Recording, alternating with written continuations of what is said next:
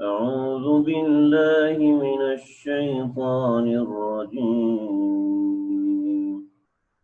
بسم الله الرحمن الرحيم. يا أيها الناس اعبدوا ربكم الذي خلقكم والذين من قبلكم لعلكم تتقون. الذي جعل لكم الأرض فراشا والسماء بناء وأنزل من السماء ماء فأخرج به من الثمرات رزقا لكم فلا تجعلوا لله أندادا وأنتم تعلمون. صدق اللہ العظیم. سورہ بقرہ الحمدللہ ہماری اس کا ایک مضمون مکمل ہو گیا تھا. آج الحمدللہ ہم اس کا دوسرا اور تیسرا مضمون پڑھیں گے. یا ایھا الناس اعبدوا ربکم، جہاں سے میں نے یہ آیات تلاوت کی ہیں اس کے اندر دوسرا مضمون ہے قرآن مجید کا. سورہ بقرہ کا دوسرا مضمون ہے اور اس کے اندر توحید کا بیان ہے. قرآن مجید کا سب سے اہم مضمون توحید کا مضمون ہے. اور اگر کہا جائے کہ قرآن مجید کتاب کون سی ہے تو قرآن مجید جو کتاب ہے یہ کتاب توحید ہے. اس کے اندر ذکر ہی توحید کے بارے میں ہے. اللہ رب العزت نے یہاں سے خطاب عام کیا ہے. جہاں پر بھی قرآن مجید میں یا ایھا الناس آیا ہے تو یا ایھا الناس کے اندر اللہ رب العزت نے جہاں بھی خطاب فرمایا توحید عام فرمایا. ہم آیت نمبر 21 سے ہمارا یہ آج کا مضمون شروع ہو رہا ہے. آیت نمبر 20 کے بعد سے آیت نمبر 21 سے شروع ہو رہا ہے اور میں انشاءاللہ اس کو براہ راست شروع کر رہا ہوں. اللہ سے دعا ہے اللہ تعالیٰ ہمیں قرآن فہمی کی توفیق عطا فرمائے، قرآن مجید کو سمجھنے کی توفیق عطا فرمائے. یا ایھا الناس اعبدوا ربکم الذی خلقکم، یہ دو آیات ہیں. ان دو آیات کے اندر اللہ رب العزت نے 5 قسم کی باتیں بیان فرمائی ہیں. ایک تو خطاب عام ہے جس کو میں نے یہاں پر ذکر کیا ہے اور الگ سے میں نے اس کو بنا بھی دیا ہے کہ یا ایھا الناس اعبدوا. یہ قرآن مجید کے اندر میں نے اصلی صفحہ سامنے رکھا تاکہ اصلی صفحے سے جو لوگ قرآن مجید سے دیکھ رہے ہیں اور جو لوگ بیاض سے دیکھ رہے ہیں ان حضرات کو سمجھ میں آ جائے کہ کس طریقے سے کہاں سے پڑھا جا رہا ہے.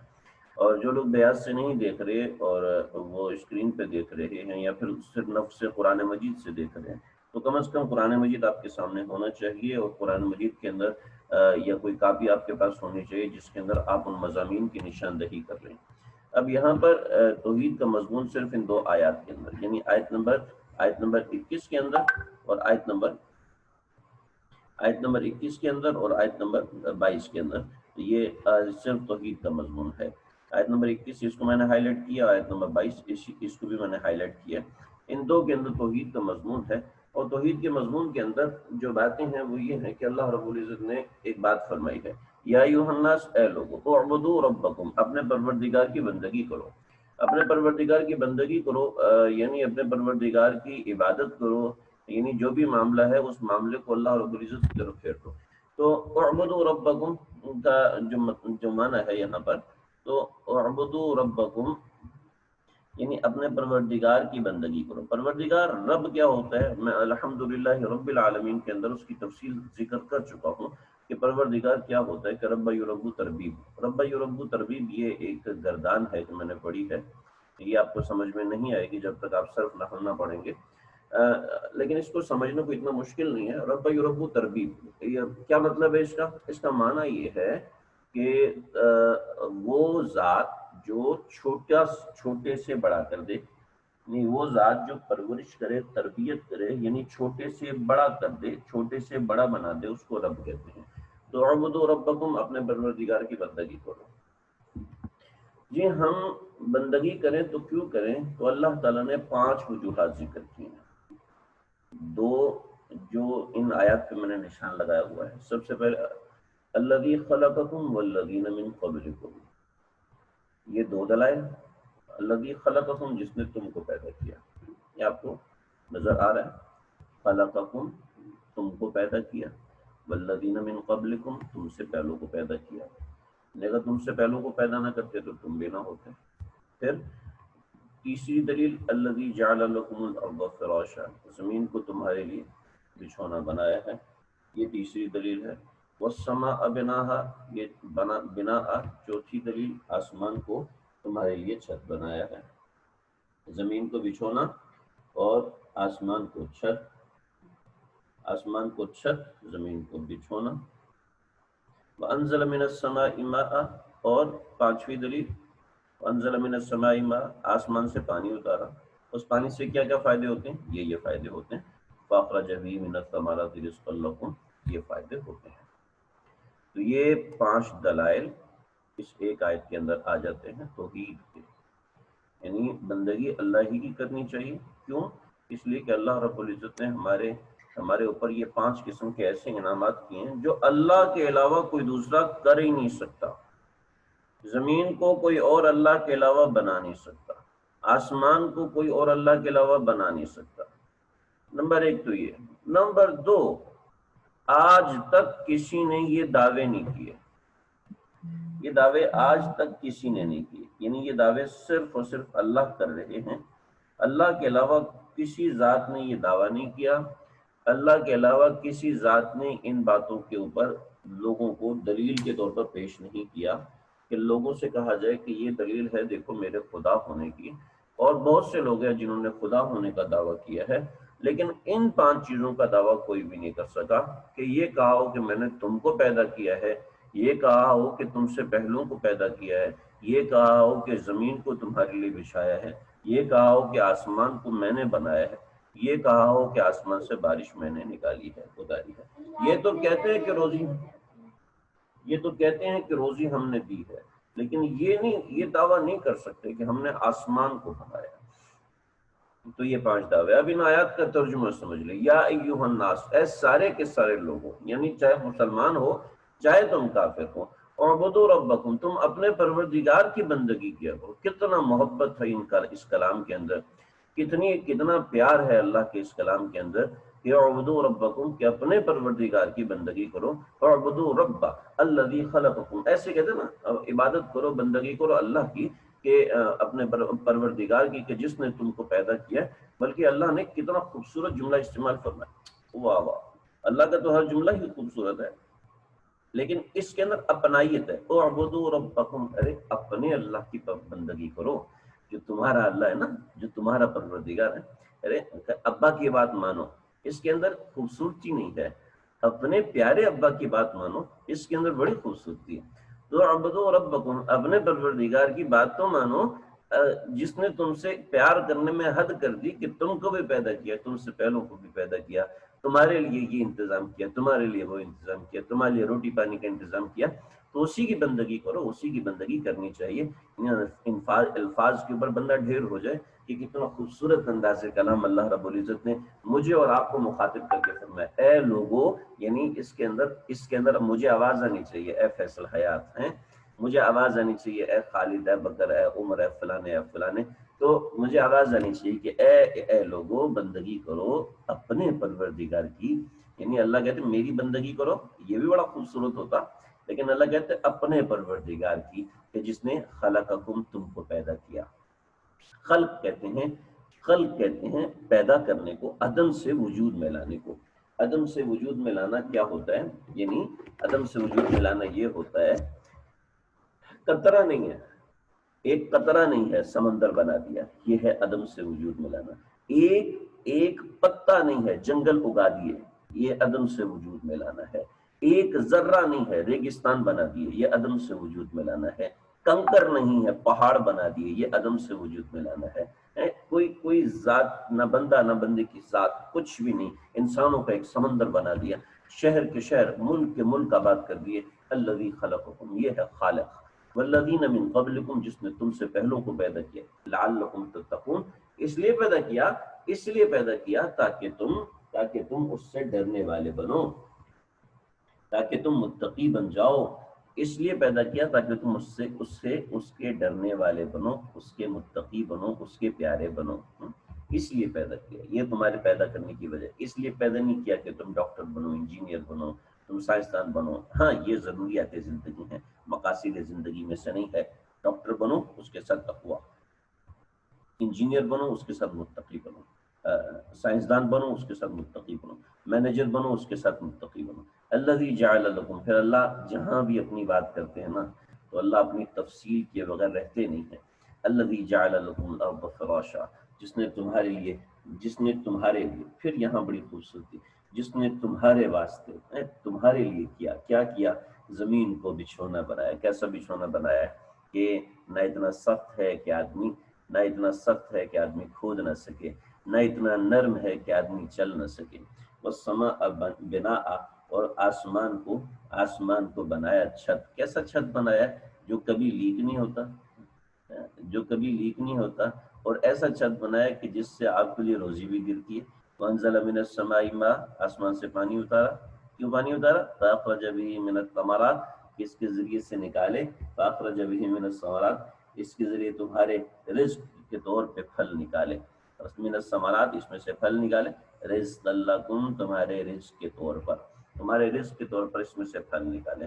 اس میں اللہ بتا رہے ہیں فاخرج به، میں تمہارے لیے آسمان سے ڈائریکٹ روزی اتار سکتا تھا جیسے بنی اسرائیل کے لیے اتاری، لیکن میں نے تمہیں دنیا میں اسباب دی ہیں۔ وانزل من السماء ماء، دنیا میں اسباب دیے ہیں، کبھی بھی اسباب سے روگردانی نہ کرنا۔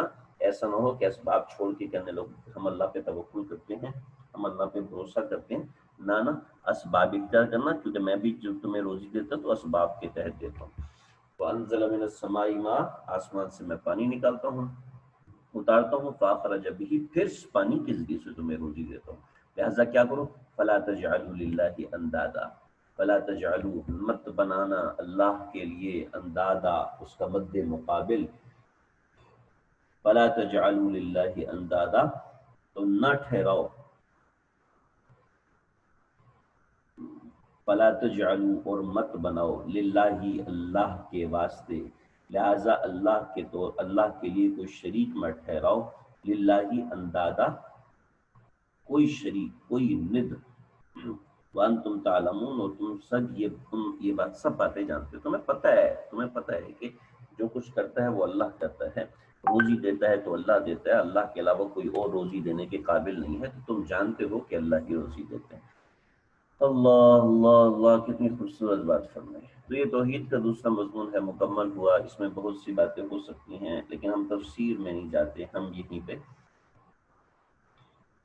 یہیں پر اس کو بس کرتے ہیں۔ آگے دیکھیں قرآن مجید کا تیسرا مضمون جو میں نے یہاں پر نشان بھی لگایا ہوا ہے، تیسرا مضمون ہے رسالت کا۔ تیسرا مضمون معذرت، صداقت قرآن اور صداقت رسالت، یہ تیسرا مضمون ہے قرآن مجید کا، سورہ بقرہ کا۔ وَإِن كُنتُمْ فِي رَيْبٍ مِّمَّا نَزَّلْنَا عَلَىٰ عَبْدِنَا فَأْتُوا بِسُورَةٍ مِّن مِّثْلِهِ وَادْعُوا شُهَدَاءَكُم مِّن دُونِ اللَّهِ إِن كُنتُمْ صَادِقِينَ۔ اس کے اندر دو باتیں ہیں، اس مضمون کے اندر سب سے بنیادی طور پہ ایک تمہید سمجھ لیں۔ قرآن مجید کا اقرار یہ رسالت کا اقرار ہے، قرآن مجید کو ماننا یا آپ صلی اللہ علیہ وسلم کی رسالت کو ماننا ہے، اور قرآن مجید کا انکار کرنا یہ آپ صلی اللہ علیہ وسلم کی رسالت کا انکار کرنا ہے۔ یعنی جو شخص بھی قرآن مجید کو مانے گا تو وہ رسالت کو بھی مانے گا۔ میں ایک بات کو کئی بار دہراتا ہوں تاکہ سمجھ میں آ جائے، قرآن مجید کا جو شخص انکار کرے گا اس کا مطلب ہے وہ رسالت کا بھی انکار کرتا ہے، اور قرآن مجید کا جو شخص اقرار کرے گا اس کا مطلب ہے وہ رسالت کا بھی اقرار کرتا ہے۔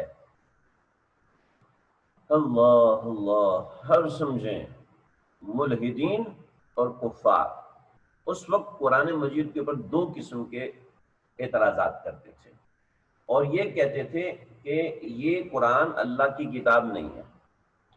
اگر اللہ کی کتاب ایسی یہ ہوتی نا تو یہ اللہ کی کتاب ہوتی تو اس میں یہ کچھ نہ ہوتا، یہ اللہ کی کتاب ہے ہی نہیں، اس لیے کہ یہ تم نے خود بنائی ہے، پہلا سوال۔ اور دوسرا سوال یہ تھا کہ اللہ کی کتاب ہوتی تو اللہ اس کے اندر چھوٹی چھوٹی مثالیں پیش نظر کرتے، افلا ينظرون الى الابل كيف خلقت، اونٹ کی مثال اللہ دے رہے، کہیں اللہ مچھر کی مثال دے، کہیں اللہ چھوٹی مثال دے رہے ہیں، کہیں اللہ بڑی۔ اللہ کی مثالیں تو بڑی ہوتی ہیں، جس سے بطور مثال ایک امیر آدمی ہے، وہ کچرا کنڈی کی مثالیں نہیں دیتا، بلکہ وہ کہتے ہیں میں جہاز پہ، کوئی شخص جہاز پہ بیٹھا، اس کو اتنے کروڑ ملے، اتنے کروڑ ملے. جو بڑا آدمی وہ کروڑوں کی مثالیں دیتا ہے، جو چھوٹا آدمی وہ 5-5 10 روپے ٹھیکوں کی مثالیں دیتا ہے. تو اگر اللہ کی یہ کتاب ہوتی تو اللہ بہت بڑے، تو اللہ بڑی بڑی مثالیں دیتے، چھوٹی چھوٹی مثالیں نہ دیتے.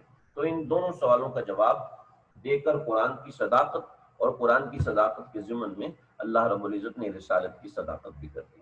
اب ان کا یہ تھا کہ قرآن مجید تو یہ آپ کی خود اپنی بنائی ہوئی کتاب ہے، یہ تو اللہ کی نازل کی ہوئی کتاب ہی نہیں ہے. عربی میں نازل کی، آپ کی زبان بھی عربی ہے تو اللہ نے بھی عربی میں نازل کرنی تھی، یہ تو صحیح نہیں، لہٰذا یہ قرآن مجید غلط ہے. تو پھر اللہ رب العزت نے چیلنج کیا یہاں سے، وَإِن كُنتُمْ فِي رَيْبٍ مِّمَّا نَزَّلْنَا عَلَىٰ عَبْدِنَا وَإِن كُنتُمْ، ارے ٹھیک ہے، یہ تیسرا مضمون شروع کر رہے ہیں اللہ.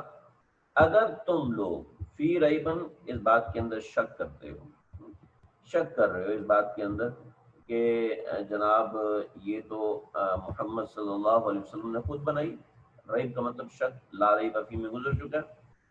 وَإِن كُنتُمْ، اگر تم شک میں ہو، مما نزلنا علی عبدنا، اس قرآن کے بارے میں جس کو ہم نے نازل کیا اپنے بندوں میں سے ایک بندے پر، تو اگر تم شک میں ہو کہ یہ نہیں اس نے اپنی طور پہ بنائی ہے، تو چلو تو بھی صورت میں مثلی، تو اس کے مثل ایک صورت بنا کے لے، فتو بصورت من مثلی، تو اس جیسی ایک صورت بنا کے لے. اگر تو محمد نے بنائی ہے تو تم بھی بنا لو صلی اللہ علیہ وسلم، تم بھی بنا لو، کیونکہ اگر انسان بنا سکتا ہے تو تم بھی بنا لو. اور اللہ نے قرآن مجید کے شروع میں اقرار کروایا ہم سے، الف لام میم، اس میں اقرار کرایا، الف با تا سا جیم ہا فا دال ذل.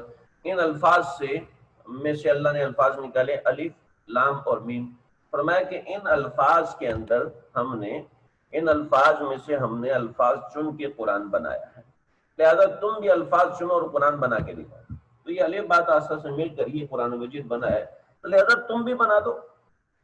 اور چلو تم اکیلے نہیں بنا سکتے، تم کہتے ہو جی ہمارے تو اتنا ذہن نہیں ہے، ہم تو کل ذہن قسم کے لوگ ہیں، محمد عربی تو ذہین آدمی ہے وغیرہ وغیرہ.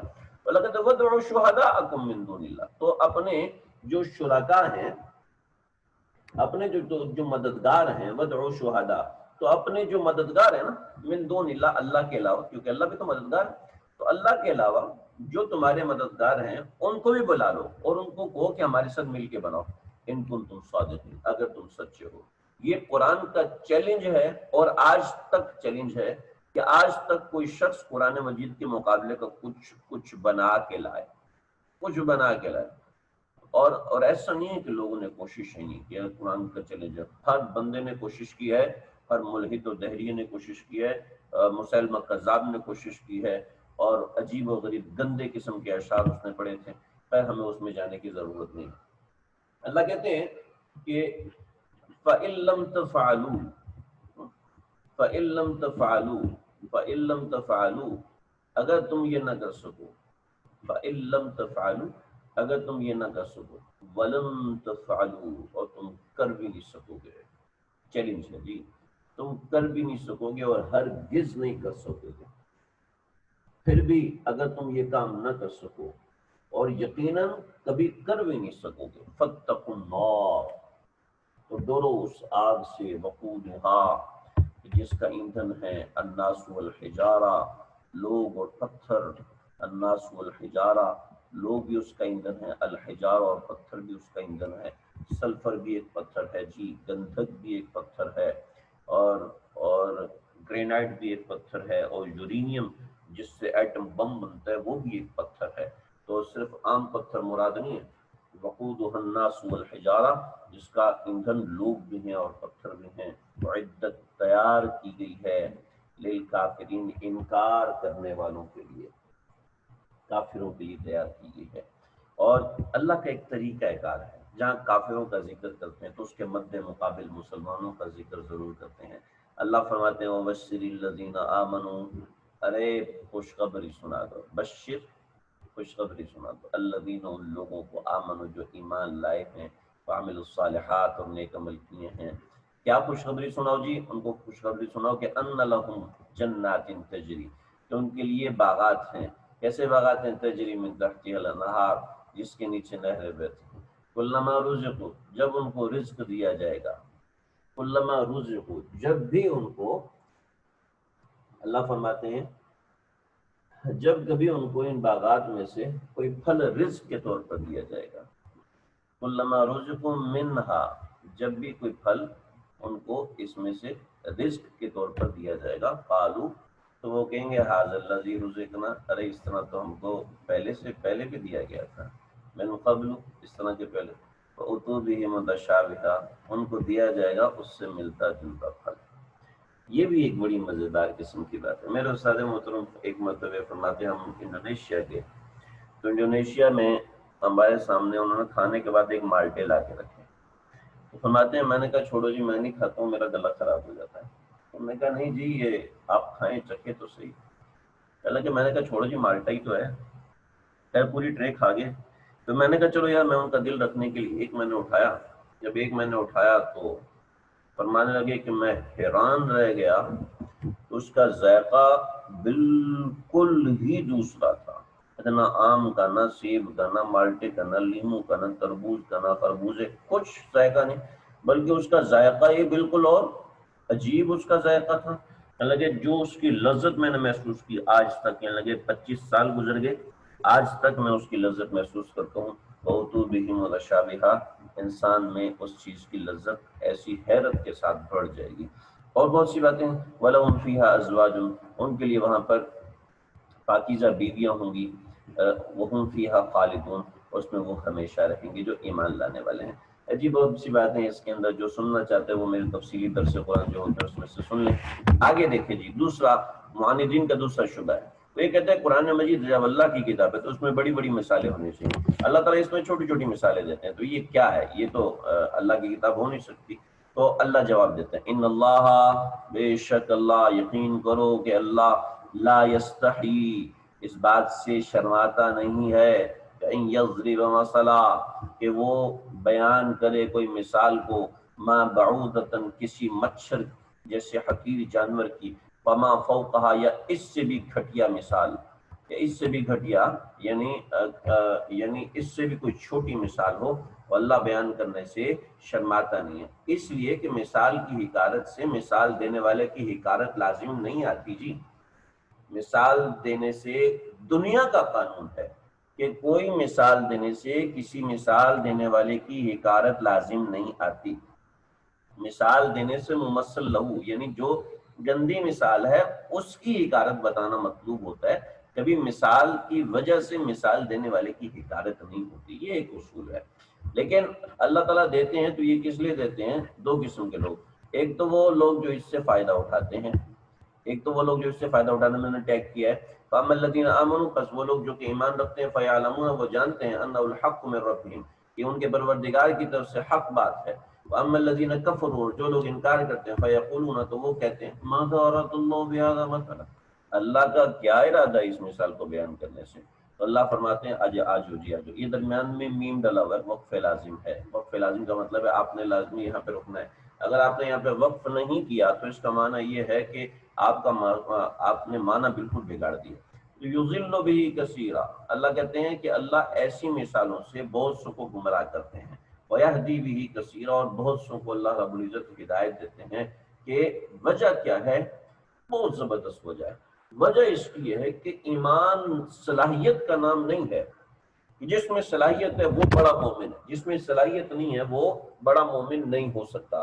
اللہ صلاحیتیں تو دنیا جانتی ہے کہ ہر بندے کی مختلف ہوتی ہیں، کسی کی صلاحیت بہت بڑی ہوتی ہے، کسی کی صلاحیت بہت چھوٹی ہوتی ہے، لیکن مسئلہ یہ ہے کہ فرما برداری جن لوگوں میں ہوتی ہے وہ فرما برداری عجیب ہوتی ہے۔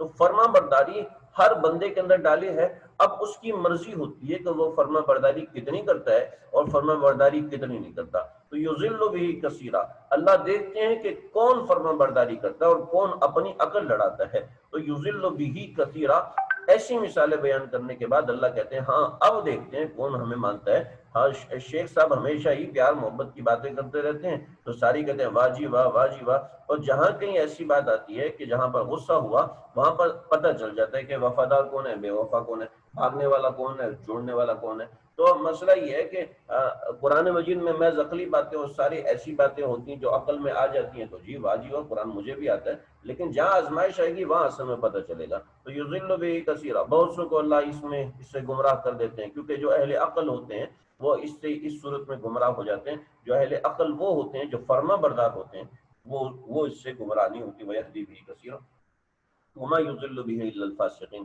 اور اس سے گمراہ نہیں ہوتے مگر وہ لوگ جو کہ فاسق ہوتے ہیں۔ اور میں یہ اپنی طرف سے نہیں کہہ رہا بلکہ قرآن مجید نے فاسق کی تفصیل بیان کر دی، جن میں قوت ایمانیہ کا فقدان ہوتا ہے۔ جی قوت ایمانیہ کا فقدان ہوتا ہے۔ الذین ینقضون عہد اللہ من بعد میثاقہ، اللہ کا وعدہ توڑ دیتے ہیں بعد اس کے کہ وعدہ ہو جانے کے۔ میثاق کہتے ہیں اس وعدے کو جو کہ اجتماعی طور پر کیا جائے، عہد اس وعدے کو کہتے ہیں جو کہ ایک طرف سے کیا جائے۔ تو عہد اللہ، اللہ اکیلے نے وعدہ کیا ہے، یہ اللہ کی توحید ہے۔ جی من بعد میثاقی، اور میثاق سب سے ہوا ہے، یعنی وعدہ جب سب سے ہوتا ہے تو اس کو میثاق کہتے ہیں، اور جب طرف واحد سے ہو تو اس کو عہد کہتے ہیں۔ تو اللہ کی طرف سے عہد ہوتا ہے اور میثاق جو ہے وہ سب کی طرف سے ہوتا ہے۔ تو اس کا معنی یہ ہوگا کہ الذین ینقضون عہد اللہ، کہ جن لوگوں نے توڑا اللہ کے وعدے کو، من بعد میثاقی، بعد اس کے مضبوط ہونے کے، ویقطعون ما امر اللہ، اور انہوں نے توڑا، ویقطعون ما امر اللہ۔ خیر اس کے اندر اور بہت سی باتیں ہیں، میں اس مضمون کو یہیں پر روکوں گا کیونکہ اس کے اندر مجھے اور کافی چیزیں سمجھانی، ایک دو واقعات ہیں، تو موضوع طویل ہو جائے گا، اور جو ہماری ویڈیو ریکارڈنگ ہوتی ہے اور اس ویڈیو ریکارڈنگ کے اندر پھر وہ مسئلہ آ جاتا ہے، وہ میں بھیج نہیں سکتے،